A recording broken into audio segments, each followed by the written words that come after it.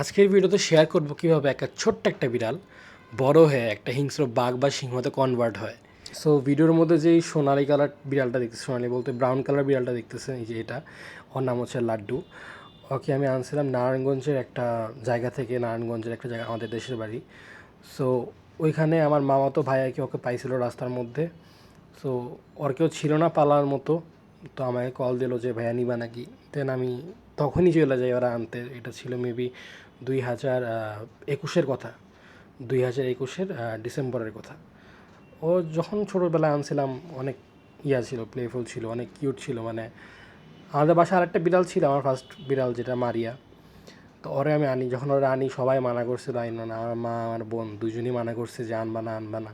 তাও আমি জোর করে নিয়ে এসে পড়ি, কারণ ওর কেউ ছিল না। তো ওই মায়া থেকে আর কি নিয়ে এসে পড়ে যে কীভাবে বাঁচবে, কীভাবে করবে।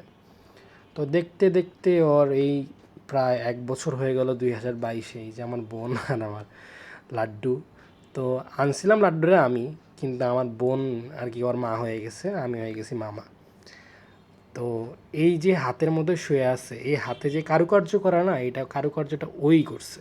তো লাইফের ফার্স্ট টাইম 31শে মে 2023 সালে ও আমার বোনের উপরে বাজেভাবে অ্যাটাক করে, খুবই বাজেভাবে অ্যাটাক করে। আমার বোনের পিকে দেখতে পারতেছেন যে আমার বোনের হাত থেকে মাংস টাংস ওগুলো সবই বের হয়ে গেছে। তো এখন কথায় আসি যে কেন অ্যাটাক করছিল। তো ঠিক এরকম যে এই ভিডিওটা যখন আমি নিছিলাম, ঠিক ওই দিনও সেম কাহিনী ছিল। আমার বোন ওর পাশে বসা ছিল, তো এভাবে ওইখানে বসেছিল, যেভাবে বসেছিল, তখন একটা বাইরের থেকে একটা মনে হুলো বিড়াল না কাকে জানি দেখলো। বাট বিড়ালটা ছিল টিনের চালে আর ও ছিল বাসার ভিতরে, মানে দুজন, মানে সামনাসামনিও আসে নাই দুজনের। বাট ওর মাথায় কি একটা অ্যাগ্রেসিভ মানে একটা নেচার এসে পড়লো, ওর মাথা গেছে নষ্ট হয়ে। তখন ও কি লিটারেলি কী করলো, আমার বোনের উপর অ্যাটাক করলো। আমার বোন পাশে বসা ছিল, মানে হুট করেই, মানে ঘুরে জাস্ট অ্যাটাক, জাস্ট একদম 2-3 সেকেন্ডের মধ্যে কাজ শেষ। মানে 2-3 সেকেন্ডের মধ্যে মানে হাতটা পুরো ছিঁড়ে ফিরে শেষ। ইভেন এখন টিনের চালে কেউ নাই, বাট আমি তাও ভয়ে ভয়ে ভিডিও করতেছি কখন আমার উপর অ্যাটাক করে। কজ এরকম মানে পরের সিনগুলোতে বুঝতে পারবেন যে আসলে ওর জাস্ট একটা স্মেল পাইলেই হয়, ও স্মেল পাইলেই অ্যাটাক করে কোনো মেল বিড়ালের। এই পিকটা হইতেছে আমার পায়ের। তো এটা হচ্ছিল, এটা হয়েছিল আমি জুনে, হ্যাঁ জুনে, মানে ওই আমার বোনের যে যখন অ্যাটাক করছিল ওইটার 1 মাস পরেই আমাকে অ্যাটাক করলো। ও জাস্ট গেটের সামনে, মানে আমাদের মেন গেটটার সামনে কি জানি শুনতেছিল, স্মেল নিতেছিল। আমি জাস্ট ওটা পাস হয়ে চলে যেতেছিলাম বেসিনে হাত ধুইতে, তখন জাস্ট ও ঘুরে আমার পায়ের, মানে পাটায় ধরে জাস্ট 2-3 সেকেন্ডের মধ্যে একদম রক্তাক্ত করে দিল। এটা ছিল সেকেন্ডবারের অ্যাটাক। বাট কেউ বিশ্বাস করবে না, যখনই নর্মাল থাকে, যখনই কোনো বিড়ালের বা কোনো কিছু স্মেল পায় না, তখনই একদম পুরো এত ভালো থাকে, মানে ওরে ধরে যদি কেউ ওর গায়ের মাংস কাটা ফেলায় ও কিচ্ছু বলবে না, চুপ করে থাকবে, এমন ভালো ওই। বাট যখনই ওর মেন্টাল প্রবলেমটা হয়, তখন মানে মানে কারো সাধ্য নাই কন্ট্রোল করার, মানে কোনো মানুষের পক্ষ সম্ভব না ওরা আটকানো। দেন আবার নেক্সট ইয়ারে, মানে এই বছর, মানে গত শুক্রবার 31শে মে ও আবার আমার বোনের পায়ে অ্যাটাক করে। এইবার কোনো কিছুই ছিল না, আর কিছু ছিল না, কোনো বিড়াল ছিল না, কিছুই ছিল না, জাস্ট একটা কী যেন একটা স্মেল পেয়ে দেন এই গত শুক্রবারই আমার বোনের পায়ে অ্যাটাক করে। অনেক বাজেভাবে, ও নিজেও কষ্ট পাইতেছে, চেহারা দেখলে বোঝা যায়। দেন ডক্টরের সাথে কথা বললাম, ডক্টর বললো যে ওকে নিউট্রাল করাই দিতে। বাট যদি এই অ্যাগ্রেশনটা ডিএনএগত হয় দেন কোনো লাভ নাই। বাট নিউট্রাল করলে হয়তো বা, মানে জাস্ট একটা হোপ আর কি, ট্রাই করে দেখি আর কি।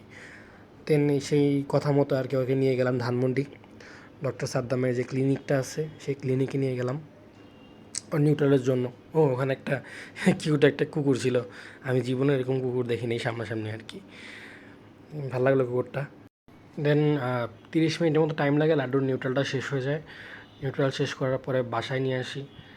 বাসায় আনার পর তো আমার বোন পুরা ভয় পেয়ে গেছে যে এভাবে চোখ খুলে আছে কেন, কথা বলে না কেন, উঠে না কেন। অ্যানেস্থেসিয়া ছিল তাই আর কি, এরকম সেন্সলেস ছিল আর কি। মিনিমাম 2 ঘন্টার মতো ছিল বাসায় আনার পর এরকম। আমি একটু পরপর চোখের মধ্যে পানি দিতেছিলাম যেন চোখটা শুকায় না যায়।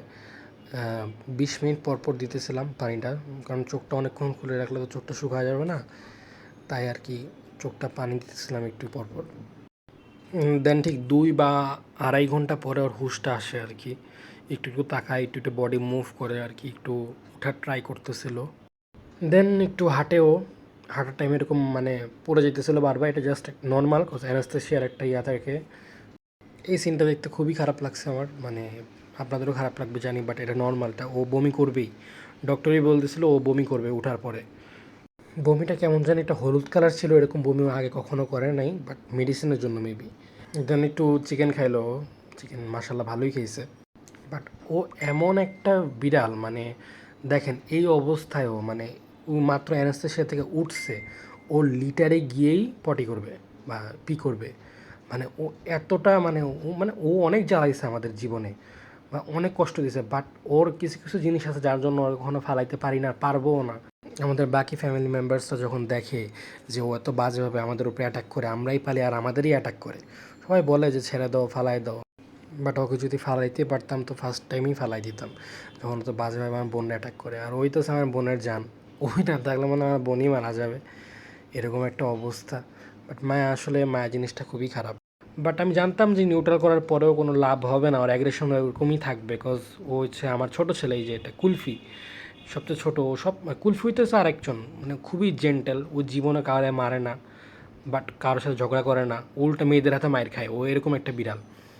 ওরে কালকে রাতে অ্যানাস্থেশিয়া থেকে উঠাই উড়া ধুরা পিটান, কারে বলছে, শুধু শুধু ওরা এমনিই মারে, দেখলেই মারে, সবসময় আলাদা করে রাখি। আরেকটা কথা, যাদের বাসায় মেল ক্যাট আছে প্লিজ তারা 2টা মেল ক্যাট পালতে যান না, অনেক প্রেশারে থাকবেন আপনারা। বিকজ এই মানে 2টা মেল ক্যাটের মারামারি এত জঘন্য হয়, মানে আপনারা নিজেরা ডিপ্রেশনে চলে যাবেন। ট্রাস্ট মি, যে এত ভয়ঙ্কর মারামারি হয়, একজন খালি মায়ের খাবে আরেকজন খালি মারবে, যেটা মায়ের খাবে ওটার জন্য মায়া লাগবে, আর যেটা মারবে ওর উপরে জিদ উঠবে, বাট কিছুই করার নেই আপনার। তো সবাই প্লিজ লাড্ডুর জন্য দোয়া করবেন যেন ওর অ্যাগ্রেশনটা কমে যায়।